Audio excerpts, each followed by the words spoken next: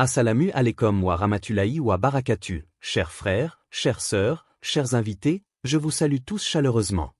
Je m'appelle Youssef, je viens de Casablanca, et c'est un immense honneur pour moi d'être ici, face à un grand savant, le Dr Zakir Naik, connu pour ses dialogues interreligieux pleins de sagesse et de respect. Docteur, ma question est simple, mais je crois qu'elle mérite une réponse approfondie.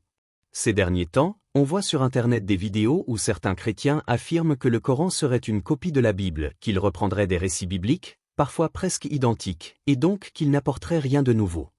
Alors, ma question, au nom de beaucoup de jeunes qui s'interrogent sincèrement, est la suivante. Est-ce vrai que le Coran est un copier-coller de la Bible?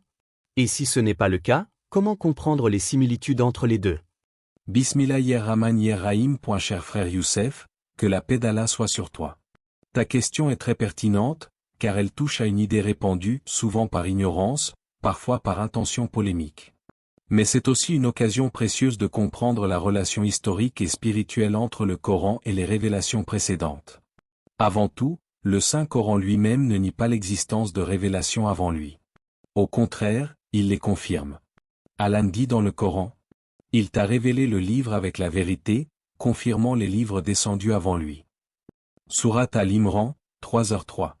Et dans un autre verset: « Et nous avons effectivement donné à Moïse le livre, et après lui nous avons envoyé des messagers. Et nous avons donné à Jésus, fils de Marie, les évangiles, et nous avons mis dans le cœur de ceux qui le suivent la compassion et la miséricorde. » Sourate Al-Hadid, 57, 27. Ainsi, le Coran reconnaît la Torah donnée à Moïse, Musa, et l'évangile donné à Jésus, Isa.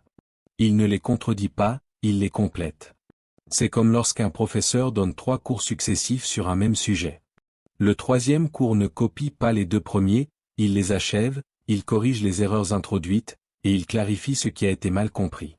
Quand quelqu'un dit « le Coran a copié la Bible », il suppose que le prophète Mohammed aurait eu accès à la Bible, qu'il l'aurait lue, et qu'il l'aurait reformulée. Mais cela n'a aucun fondement historique. Le prophète Mohammed était illettré. C'est un fait reconnu, même par ses ennemis de l'époque.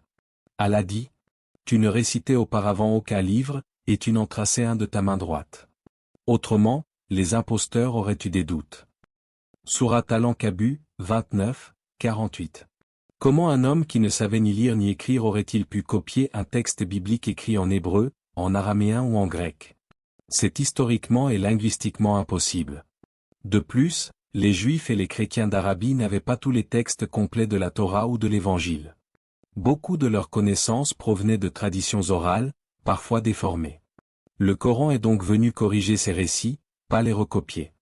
Oui, il existe des histoires communes, Adam et Ève, Noé, Abraham, Moïse, Jésus, etc. Mais ce sont les mêmes prophètes envoyés par le même Dieu. Le Coran dit: « Nous ne faisons aucune distinction entre ces messagers. » Sourate Al-Baqarah, 2, 285. Les similitudes ne prouvent pas la copie. Elles prouvent l'unité du message divin transmis à travers les âges.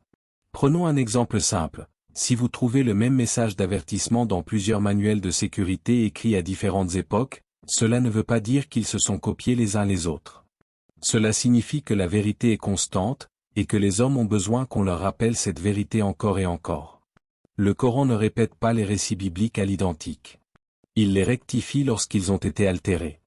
Par exemple, dans la Bible, dans Genèse 3, Adam et Ève sont maudits à cause du péché originel.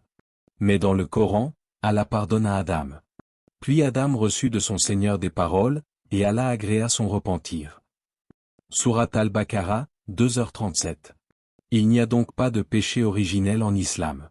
Chaque être humain est pur, et responsable seulement de ses propres actes.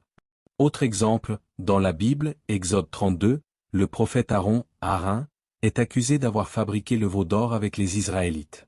Mais dans le Coran, Allah défend Aaron. Aaron leur avait pourtant dit: « Ô mon peuple, vous n'avez été mis à l'épreuve que par cela, et votre Seigneur, c'est le tout miséricordieux.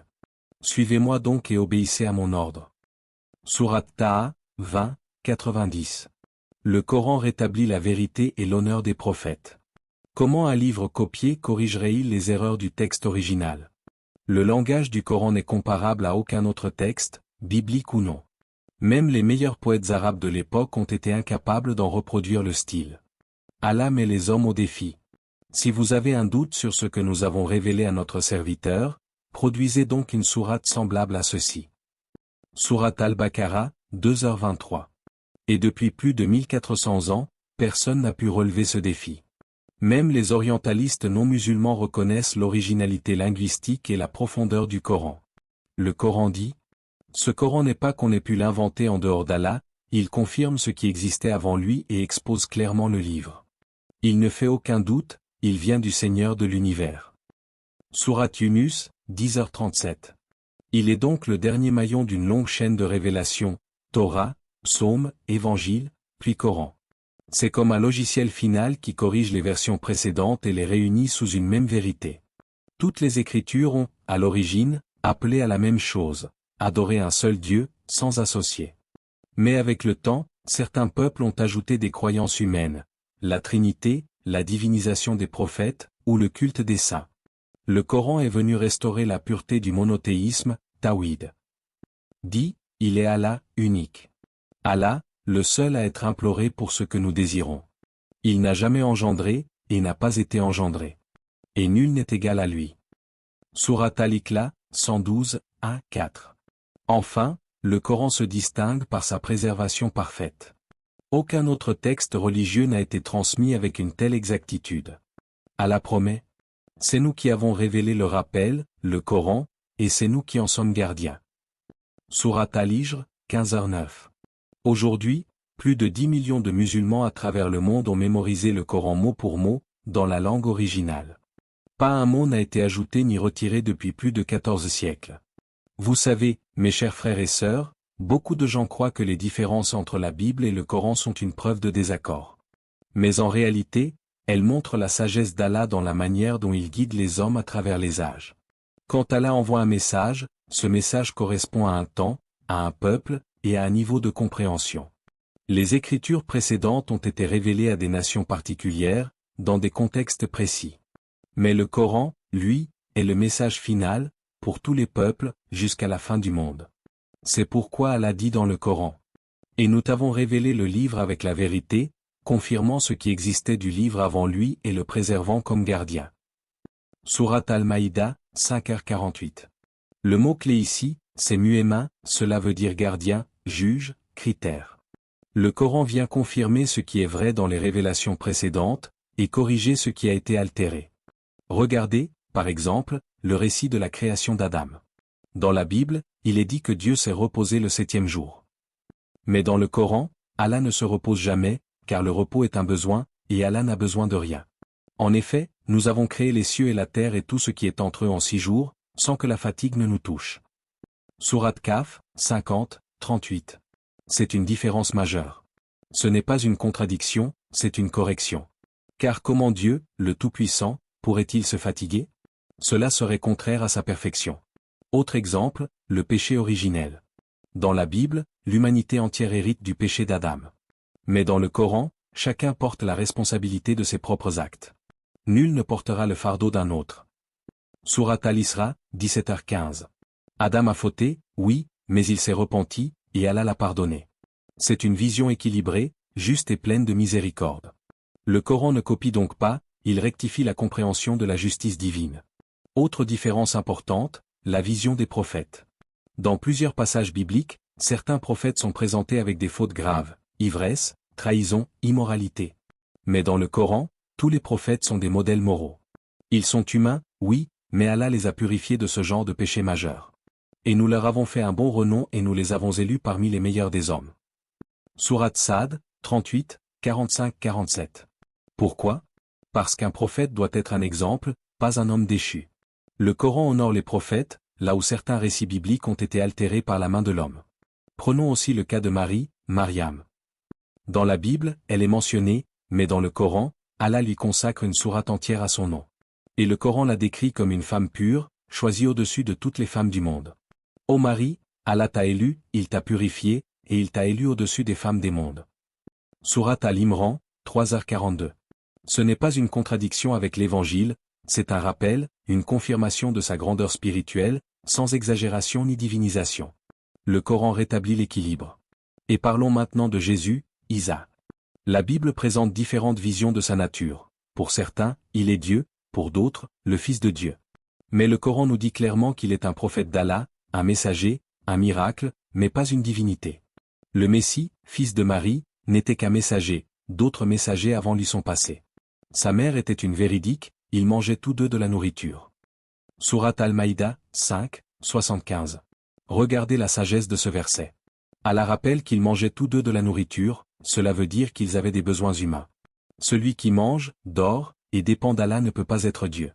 Mais dans le même temps, le Coran affirme que Jésus est né d'une vierge, qu'il a parlé au berceau, qu'il a accompli des miracles. Il n'y a donc pas de négation, mais une clarification. Le Coran remet chaque chose à sa juste place. Et pour ceux qui disent que le Coran a copié les récits de la Bible, je pose une question simple. Si c'était une copie, pourquoi le Coran corrige les erreurs au lieu de les répéter? Pourquoi mentionne-t-il des détails absents des textes bibliques? Par exemple, le discours de Jésus bébé dans le berceau n'existe dans aucune version de la Bible. Mais le Coran le mentionne clairement. Il dit, « Je suis le serviteur d'Allah. Il m'a donné le livre et m'a désigné prophète. » Sourate Maryam, 19h30. Ce récit n'existe nulle part ailleurs. C'est une révélation nouvelle, un signe de la source divine du Coran. Autre exemple, le pharaon de Moïse. Dans la Bible, on ne parle que d'un pharaon. Mais le Coran distingue entre le roi d'Égypte à l'époque de Joseph, appelé Malik, et le pharaon à l'époque de Moïse. Cette précision linguistique n'existait pas dans les manuscrits bibliques. Et les historiens modernes ont confirmé que le mot pharaon n'était utilisé que pour les souverains égyptiens à partir du Nouvel Empire, c'est-à-dire bien après Joseph. Comment un homme illettré, vivant au désert, aurait-il pu faire une distinction aussi juste? C'est la preuve d'une connaissance qui dépasse l'humain. Et lorsque certains disent, « Mais docteur, il y a des récits identiques dans la Bible et dans le Coran », je leur réponds, oui, bien sûr. Car la vérité est la même à travers toutes les révélations. C'est le même Dieu qui parle. Quand Allah raconte l'histoire d'Adam, de Noé, d'Abraham ou de Moïse, ce n'est pas pour nous divertir, mais pour nous enseigner. Les récits se répètent parce que les leçons sont éternelles. Mais à chaque fois, Allah nous montre un angle différent, une sagesse nouvelle, adaptée à la dernière communauté. Et c'est cela, la beauté du Coran, il prend les récits anciens et leur donne une dimension spirituelle universelle. Il ne parle plus seulement à un peuple élu, mais à toute l'humanité. Il dit, « Ô homme, nous vous avons créé d'un mâle et d'une femelle, et nous avons fait de vous des nations et des tribus, afin que vous vous connaissiez. Le plus noble d'entre vous, auprès d'Allah, est le plus pieux. » Sourate Al-Hujura, 49, 13. Voyez la différence. Dans les textes précédents, la guidance était centrée sur une nation, dans le Coran, la guidance s'ouvre à tous. Voilà pourquoi les récits changent, parce que le message s'universalise. Et n'oublions pas que le Coran ne s'adresse pas seulement à la mémoire, mais aussi au cœur. Chaque verset est un appel à la réflexion. Allah dit, « Ne médite-t-il donc pas sur le Coran? S'il provenait d'un autre qu'Allah, ils y trouveraient de nombreuses contradictions. » Sourate An-Nisa, 4, 82. S'il y avait eu la moindre incohérence entre le Coran et les vérités divines, elle aurait été visible depuis longtemps. Mais plus on l'étudie, plus on découvre son harmonie parfaite, sa cohérence scientifique, morale et historique. Mes chers amis, les différences entre la Bible et le Coran ne sont pas des erreurs.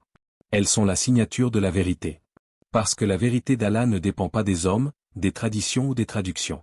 Elle est éternelle, pure, préservée. Et c'est cette vérité que le Coran nous redonne, après des siècles d'oubli et de division. C'est pourquoi, lorsque vous voyez des similitudes entre les deux livres, dites, c'est la preuve qu'ils viennent du même Dieu. Et quand vous voyez des différences, dites, c'est la preuve que le dernier est venu purifier le message. Et tout cela, mes frères et sœurs, n'a qu'un seul but, ramener l'humanité vers l'unicité d'Allah, vers la vérité pure, vers le message des prophètes, sans ajout, sans exagération. Le Coran ne contredit pas la Bible. Il l'illumine. Il la purifie. Il la complète. Subhanallah, quelle parole inspirante. Je voudrais, avant tout, remercier le Dr Zakir Naik pour cette explication claire, profonde et remplie de sagesse. Cher professeur, vous avez répondu avec des arguments tirés du Coran et des hadiths, et surtout avec un esprit d'ouverture et de respect. Vous n'avez pas cherché à diviser, mais à éclairer. Et c'est cela, le véritable sens du dialogue. Comprendre avant de juger, écouter avant de répondre. Que Allah te bénisse, cher professeur Dr Zakir Naik. Qu'il te récompense pour ton travail, pour ta patience, et pour ton dévouement à transmettre la vérité d'Allah avec sagesse. Et je remercie aussi chacun de vous, mes frères et sœurs, chrétiens et musulmans, d'avoir écouté avec ouverture et respect. Car ce que nous avons vécu aujourd'hui, Ce n'est pas un débat, c'est un partage de lumière. Une lumière qui ne sépare pas, mais qui rapproche les cœurs. Dans un monde où trop de gens s'affrontent pour des différences, nous devons apprendre à reconnaître ce que nous avons en commun, la foi en un Dieu unique, l'amour du bien, le respect des prophètes et la recherche de la vérité. Mon cher frère, qu'Allah te récompense pour ton attitude, ton respect et ta sincérité. Tu as posé une question profonde, et je remercie Allah de m'avoir permis d'y répondre selon le Coran et la Sunna. Ce que tu as dit est très juste, le dialogue n'est pas une bataille, c'est une quête commune de compréhension. Et tant que nous gardons le respect, la vérité éclaire toujours nos discussions. À vous, mes frères et sœurs qui nous regardez à travers le monde, si cette discussion vous a apporté un peu de lumière, si elle vous a permis de mieux comprendre la beauté du message islamique, alors, je vous invite à soutenir ce travail. Abonnez-vous à la chaîne Racine de l'Islam, aimez la vidéo, partagez-la autour de vous, et écrivez en commentaire Allahu Akbar pour que le message de l'unicité d'Allah atteigne encore plus de cœurs. Chaque partage, chaque like, chaque mot que vous écrivez peut être une dawa, un appel à la vérité. Et souvenez-vous, mes frères et sœurs, quiconque appelle à une bonne œuvre aura une récompense égale à celle de celui qui l'a fait. Alors soyez acteurs de cette lumière. Diffusez-la, portez-la avec fierté et humilité. Que Allah nous guide tous vers la vérité, qu'il bénisse nos frères et sœurs dans toutes les communautés, et qu'il fasse de nous des ambassadeurs de paix, de raison et de foi. Barakallahu fikum.